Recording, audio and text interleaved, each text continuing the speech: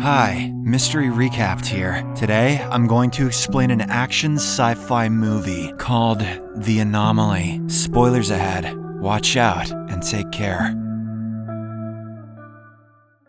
The film is set in a futuristic world where significant advances in science and technology have been made. In the opening scene, we see a man named Ryan Reeve waking up in the back of a moving van. As he tries to figure out where he is, he notices a young boy named Alex who is tied up and crying. The boy begs for help, so Ryan frees him and asks what happened. Alex then reveals that some people murdered his mother and kidnapped him. When asked about the kidnappers, he says he couldn't see their faces because they were wearing red masks. Shortly after, the van comes to a halt, so the two immediately get out into the futuristic city of London. They begin running away from there while the kidnappers pursue them. They soon come across a cemetery where Alex gets injured in the leg. The two then stop to rest and hide behind a tree. After this, Alex asks Ryan how he got here, but the latter has no idea. He is surprised that they are even in London because the last thing he remembers is being at the Hibiscus Trauma Center in the United States. He explains that he was there to get treatment for his PTSD. Ryan then checks his watch and is surprised to see that it is June 7th. This leaves him puzzled, since the last time he went to sleep, it was January. Moments later, their kidnapper, a man named Harkin, arrives at the cemetery, searching for them. He calls his partner in crime, but the phone surprisingly rings in Ryan's pocket. A shocked Ryan checks his jacket and pulls out a gun and a red mask. Seeing this, Alex is terrified and accuses him of killing his mother. Ryan denies it, but the boy keeps screaming, which catches Harkin's attention. Ryan is so overwhelmed by the situation that he experiences severe pain in his neck and passes out. In the following scene, he awakens in a remote cabin filled with books. He looks at the watch and is shocked to see that the date is June 17th. Ryan doesn't recall what happened over the past 10 days and becomes very worried about Alex. Moments later, Harkin approaches him and begins discussing a project as if they were partners. Ryan also pretends to go along with it so that he can learn about their plans. On the wall, there are pictures of various targets they plan to eliminate. Among them is also a picture of Alex, which worries Ryan greatly. He then inquires what they intend to do with the boy. However, this only makes Harkin realize that he mistook Ryan for someone else. The two begin to fight, but Harkin tells him that it will soon be 9 minutes and 47 seconds, after which his time will run out. He then restrains Ryan until the time limit, at which point the latter loses consciousness again. In the next scene, Ryan finds himself in a brothel, having fun with an escort named Dana. He becomes confused and immediately gets out of bed. Ryan gets to know that it is already July 5th now, but he's not sure what happened in between. He then asks Dana to get dressed because they need to rescue a kid named Alex. She responds that her boss Sergio won't allow her to leave, but Ryan says he'll deal with him. While they exit the room, Ryan asks why Dana works here. She reluctantly admits that her son Eden was sick and she didn't have the money to pay for his treatment. The boy has already passed away, but she still has significant debts to settle with Sergio. Hearing her story, Ryan feels bad and promises to help free her. Soon they arrive at the main hall, where Ryan informs Sergio that he's taking Dana. The pimp expectedly refuses and sends his men to attack our hero, but Ryan makes easy work of them and escapes the brothel with Dana. Later, when Ryan reaches the city, he's shocked to find himself in New York. He's confused because the last time he was awake, he was in London. Ryan then recalls that each time he gains consciousness, he has about 9 minutes and 47 seconds to get things done. After that, he passes out, and his body is controlled by someone else. Moments later, Sergio manages to find him and starts shooting indiscriminately, but Harkin arrives to his rescue. Before Ryan can react, he feels severe pain in his neck and again passes out. Next, he awakens in a room where two detectives, Richard and Travis, are waterboarding a man named Leonid. The officers then turn their attention to Ryan and address him as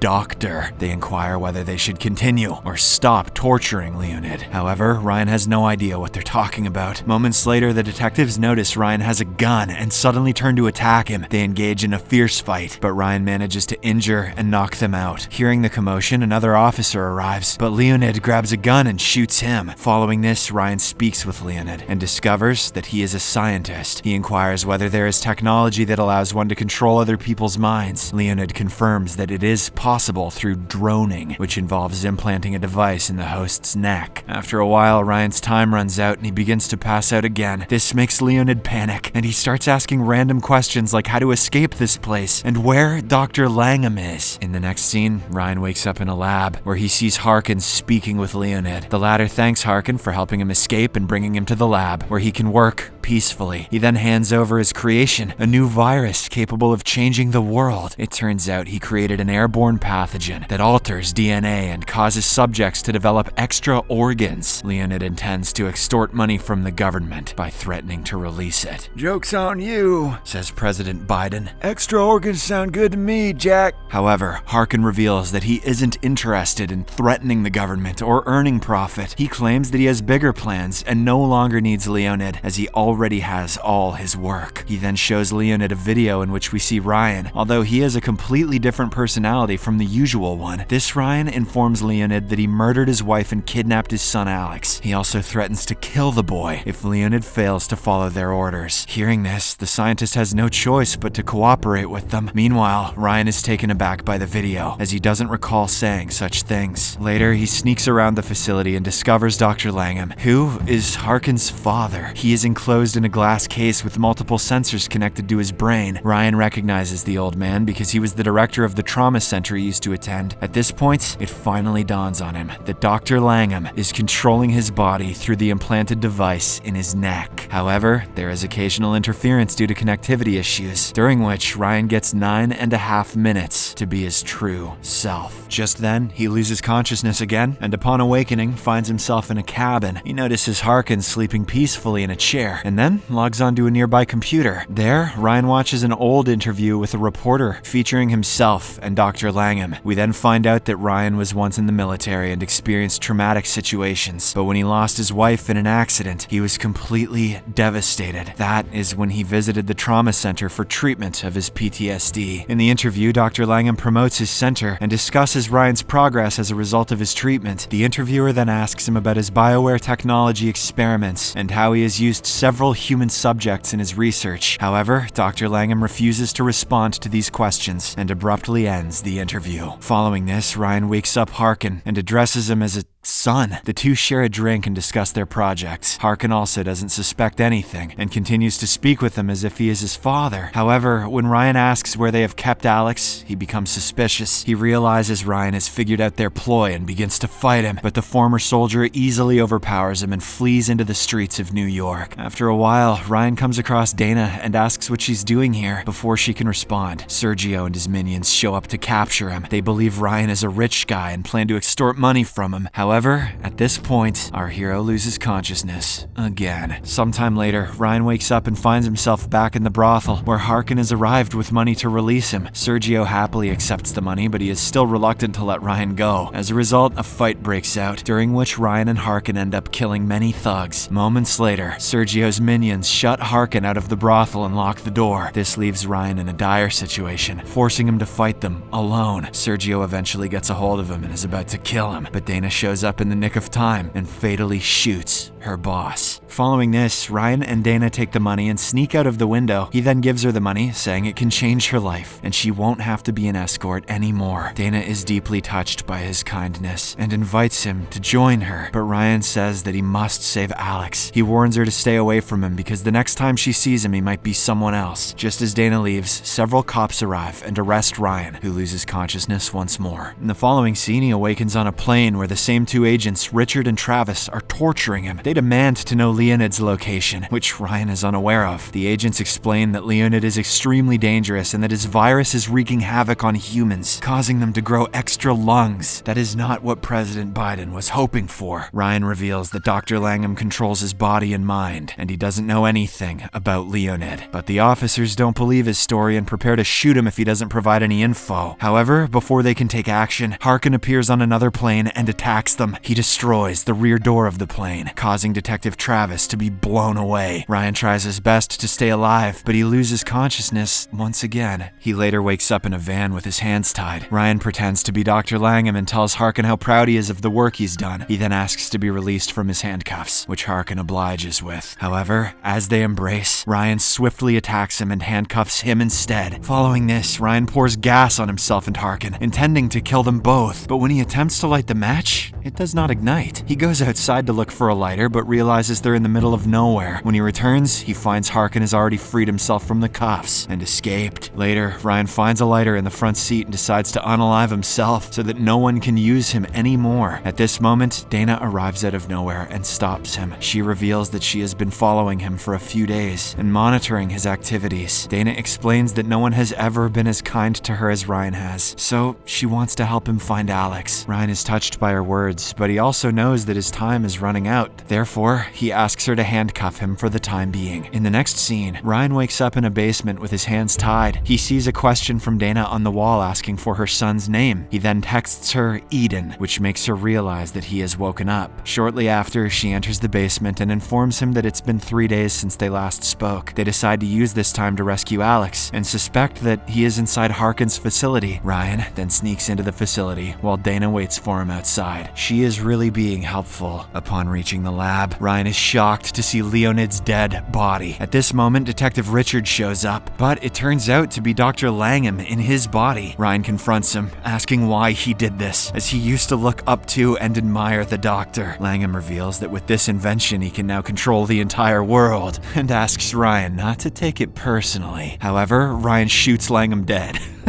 And continues to explore the lab. He took it personally. He soon finds a container where Alex is locked inside and trapped. He tries to free the boy, but Harkin suddenly shows up with Dana, holding a lethal injection to her neck. She wasn't helpful at all. He demands Ryan surrender, or he will kill her. This scares our hero, and he pretends to give up. But then, he notices a container of hazardous substances and shoots at it. The chemical directly falls on Harkin's hand, causing it to burn. The two men then get into a brutal fight, but in the end, more chemicals begin to pour and directly hit Harkin's face, resulting in his death. Following this, Ryan realizes his time is running out, so he asks Dana to release the boy. He doesn't want to be anyone's toy anymore and tries to shoot himself. However, Dana moves his hand, causing him to shoot a wall instead. The wall collapses and reveals Dr. Langham in a glass case behind it. Ryan doesn't waste any time and shoots the old man in the head. Shortly after, he also experiences severe pain in his neck and loses consciousness. In the final scene, our protagonist wakes up in a bed, feeling confused about where he is. Dana arrives and informs him that they are in her hometown. She reveals that she has removed the implant from his neck and stitched him up. Why didn't they do that before? Ryan then notices Alex in the living room, making him extremely happy. The movie ends as he and Dana share a romantic kiss, indicating the start of a new relationship.